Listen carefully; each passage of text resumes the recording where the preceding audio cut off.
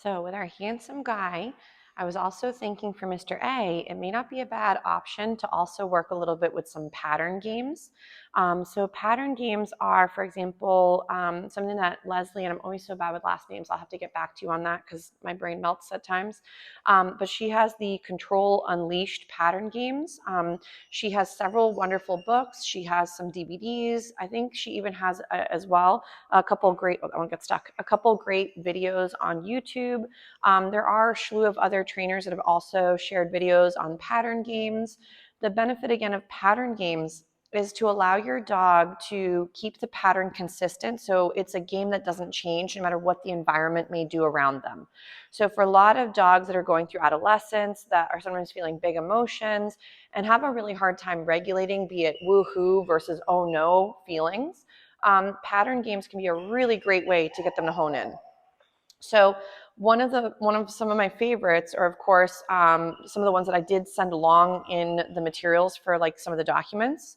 So if, let's say, for example, you were looking at some of those pattern games, there's some of the most popular ones. So like the up-down game, the ping pong game.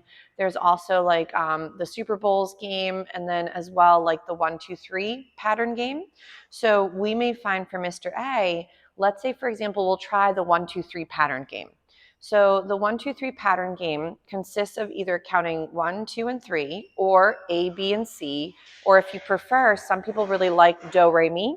So it's really whatever makes sense to you guys. So I love how he like crashes right here and just takes a little break. So if, let's say, your babe has a hard time honing in when there might be a mild distraction off in the distance, remember that all of these games, we want to start practicing just like our other skills in and around the home with minimal to zero distractions. Oh, there you go, take a break. So the reason behind that is if the only time we do, let's say, for example, a certain skill equals here comes that thing you struggle with, it's going to be one more reason for them to rev the engine, and then their brain might fall out completely. So if, let's say, for example, we only did a U-turn when here came the UPS man, our dog is going to start to get overwhelmed knowing that the U-turn is typically paired with the yucky. So if, let's say, the UPS person, or let's say, novelty is overwhelming and the only time we practice those skills are in the oh no moment, they're going to be the bringer of the oh no. So let's say, for example, we're going to practice 1, 2, 3. So the way we're going to do this is in the beginning, I know Mr. Handsome's like, why won't you wrestle with me right now, my friend? So let's say the 1, 2, 3 pattern game. On the number 3, we're just going to say that number for now, the third, and I'm going to feed him every time I say that number. So I'm going to go 3, and again, 3, and once more, 3, 3. So all I'm doing is what's kind of called revving or loading that word. So every time he hears it, there's always been a nice paycheck. So this will, again, help your babe start to realize that when you start counting from 1 to that third number, that it means come check in because the pattern game is starting. So the benefit of this, it's not going to be like how some parents will start counting and like by the third, they're really agitated. And if they count to a certain point, there's a timeout or a break or something is taken away. So you don't want to make this scary or sound bad or like a negative thing's about to happen. So this can be really helpful. Like one of my good friends, one of her dogs has a lot of really great prey drive. And when she sometimes sees distractions, my friend can start counting. And then when she gets even to like the number 2, her dog's already done a U-turn. And by 3, she's like right back there at her. So it can be great for loose leash walking to kind of gain that behavior. It can be really nice for retention and coming back from distractions. But remember, we want to have a really good base of this foundation behavior being added well before we need it in the real situation. Mr. A says he's getting winded. So I'm just going to get him up, just get him up and wiggling if we can, because I know by this point he's a little tired. So now I'm going to go. So in the pattern game, I know typically people will have a little dance, not really, but like a way they use their hands. So the way I was taught is you would say 1 and there's nothing. And then 2 is your hand is in the pouch. And the third number is when you feed. So if you want, you could do 1, 2, 3. And that's when you'd feed. So again, and you'd have your hands out, 1, 2, and then 3 to feed. So you would start stationary in the beginning. You would start with just the third number. And you could, for example, go 3 and do a few more reps of this just to build it in. 3. And again, 3, 3, 3. And he's like, this is the greatest game he's ever played. So now we could go into, again, where my hands are off to the sides. I go 1, 2, 3. And then again, he's like, oh my gosh, what's my boyfriend doing? I know Mr. A is like, I will come out there and wrestle with you no matter what. So then you could start doing this while moving. So you could go again. I normally sometimes, if this is safe to do so, like if your environment's lumpy, you might want to be walking in the same direction. I sometimes will start this off backwards, like where I'm walking and he's kind of moving into me. So I'd go 1, 2, and then 3 to feed.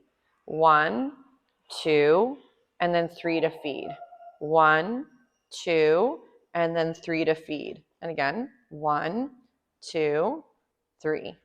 1, 2, 3. 1, 2, 3. And you do not have to, for example, do this for the rest of your lives. But remember, pattern games are very similar to when we're first learning something, and you might need, again, those training wheels. You can always refer back to pattern games to help your dog build their comfort, their confidence, and their resilience. But eventually then this becomes I needed some extra support. Let's try this game again. It doesn't mean that you're going to rock this for the rest of your dog's life where you're constantly counting. He's like, and I'm winded. So I'm going to toss a little food. He's like, oh, I guess I'll get up. So we'll get Mr. Handsome up and wiggling. So now again, I'm going to go 1, 2, 3 and feed. So right now there isn't an actual other distraction other than just the classroom.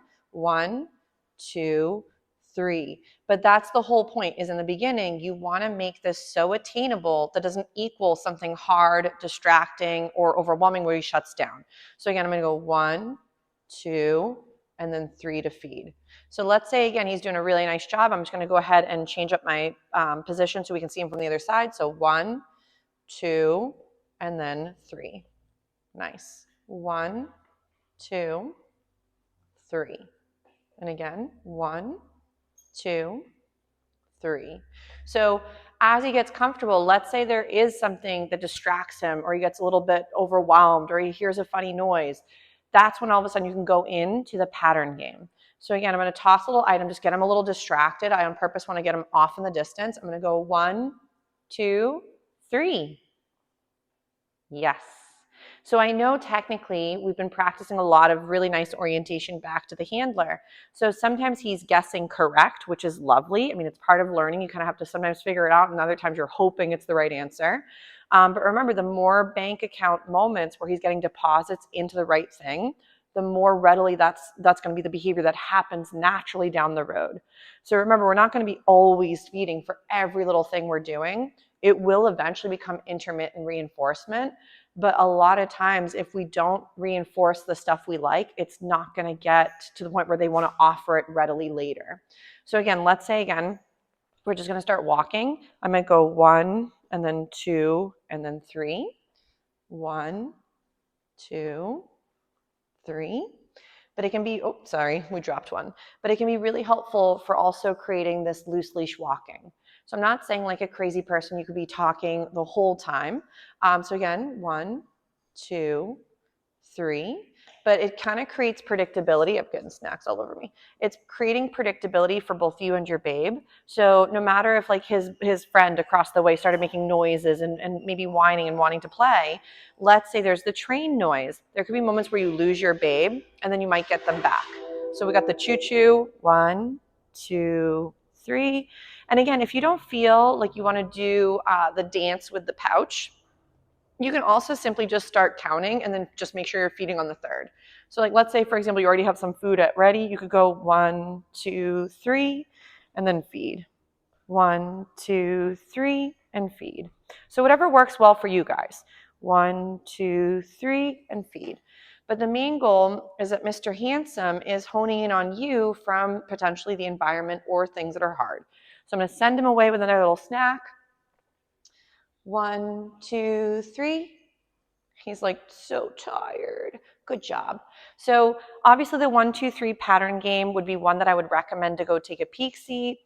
There's also the Super Bowls game, which I find is really, really nice for a lot of them. The other one could be the up-down game and the ping pong game. So I'm going to show you those two, but there's definitely a few more that you'd want to go take a peek see over.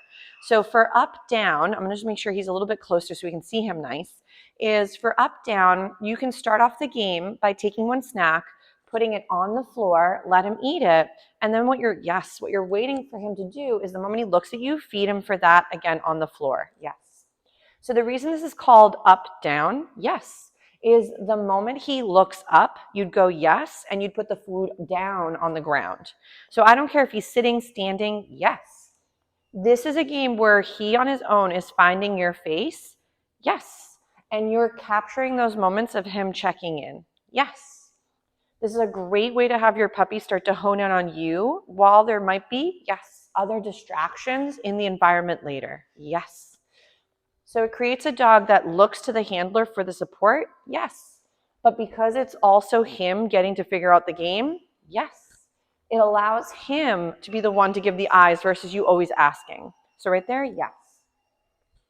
So the difference between up, down, so I'm giving a little break, I'll say all done, is, or you could say finish, whatever slogan. So if you use a different word for your stays, don't use the same release for everything or the finished word, whatever you'd like. So let's say Mr. A is been doing really nice with the up, down game. So up, down is, for example, the food gets presented on the ground, which is down. They look up after they grab the food to look at you. When they give you eyes, you would go yes, and then put the food on the floor again. So they're constantly going up and down, if that makes sense, by looking at you and then reorienting to the ground, grabbing the snack, and then back up to your eyes. So the difference between this one and the ping pong, he's like, oh, talk about it. So he's like, but I don't want to miss out on a snack. So let's say ping pong is, as opposed to feeding him directly on the floor, when he gives you eyes, you're going to do a tossing of the food, if I can talk, to the left or the right. So typically one snack, so he goes and retrieves it, he eats it, he comes back, reorients to you, gives you eyes, and again, another tossing. So right here, he's giving, one more thing. If he's looking at your hand, I sometimes will put the snacks behind my back. He then looks into your eyes. You can go yes, and then toss the food to the side. He's like, oh my gosh, I don't know if I can get up. He's just going to army scuttle. So right here, we're waiting for another little eye moment. So I don't ask him for it, yes. So I will not be, that's so hard, but I would not be saying his name. I'm not going to give him the answer to this exercise. I want him, he's going to go get a drink of water, I think. So I want him to think the moment he locks eyes with me, that's what's giving him the paycheck, and then he has to go grab the thing to then come back and try it once more. So right here, I would be waiting for those eyes, yes, and I'm going to feed the floor. Mr. Handsome, you got to wait your turn. He's like, no, it's my turn next. So let's say this moment he gives me those eyes. Oh my gosh, I love that the food just fell out of his jowl. Right there, yes. So we are making it in the beginning not too far away. If this was really hard for him, yes, you could technically plop the food on either side of you. So right here we're waiting. Notice how he's looking technically at my back, my hands. I want him to gaze into my face. When he gives me the eyes, then I'll feed to the left or the right. Right there, yes. So as he gets more comfortable, you could add more distance, yes, to the tossing of the food. So, but this helps, again, similar to my find it's, but this is involving when you hone in on the handler with eye contact, that's what gives you the paycheck. So unlike find it's, which yes, we tend to use for redirection or to get the pup a little distracted doing something else. Nice, right there, yes. This one, for example, is that one that was a couple by accident. They all got stuck. So let's say this, for example, is about feeding for the eyes on you. So right here, I might go 1, 2, 3. And if let's say he's a little distracted because we haven't actually worked it with a big distraction, he's looking at his best friend. So let's say I didn't get his attention. Yes. So right there, I'm not going to say it over and over. So if I didn't quite get him, I could go help him. But let's say I'm going to try again right here. I'm going to a little closer so it's a little easier for him. I'm going to go 1, 2, 3. Yes. So I don't know if you can see him, but he did a little head turn towards me as I said the third number. So right now, he's then working on honing in on me. So right here, we're just going to go back to the ping pong game. But right there, I was able to offer the counting game and see if he hones in that way. So like, because right now, his BFF is just around the corner. Yes. And I'm still getting him to bounce back and be functional and honing in on these skills. Yes. Nice. Yes. Gorgeous. Yes. Smart man. Yes. Oh, he says that one went really far away. I threw that too far, but he liked it. So again, we're waiting for those eyes to hit my face, And then we could end this little ping pong game, yes, with a little toss. And you could say finished, all done, all set, whatever you want. But now, of course, he's like honing in on me. So I would recommend check out some of these pattern games. And for all the beauties, pattern games can be great for any dog, even puppies. So nothing that you're dealing with behavioral problems or difficulty with reining things in. But Mr. A did a splendid job. So we're going to give him a little break from all his good practice. But you guys, if there's other topics that I might have missed, or you maybe sent along some and we've already dived into some of those, feel free to let me know what other types of things you're maybe having challenges with, and we can try to work on it for his last session on next Thursday. So, and that includes all the students. So if there's something you're like, oh my gosh, I'd really love to work on this thing, or I don't know how to work that behavior, let me know, and we can try some of those with the beauties for their last session on Thursday next week. But Mr. A, you did a very good job. We're going to go ahead and end it on a nice little find it, and I'll give him a little breather. But he did such a nice job today.